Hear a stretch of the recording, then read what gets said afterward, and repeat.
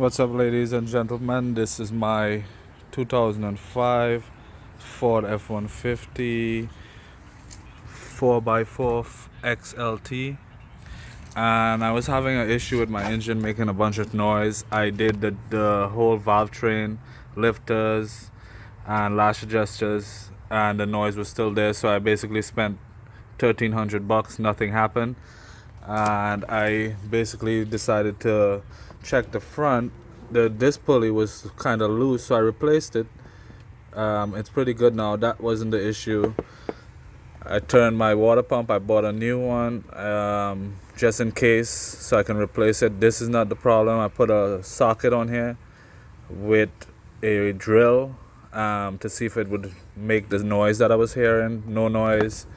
I took the tensioner off. It's a pretty old, but the noise wasn't really coming from there. Again, when I have the belt on, I would hear the noise after I rev the RPM to about 15. Then if I have the belt off, no noise. So what I determined, it was the alternator. And here how I'm going to show you. So this is the alternator. See? If you can hear now, there's a little squeak, like a mice noise, but look at this. Oops.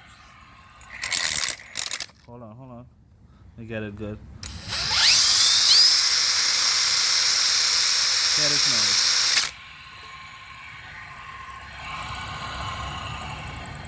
And that's what makes the loud noise when the engine's on. Again. There we go.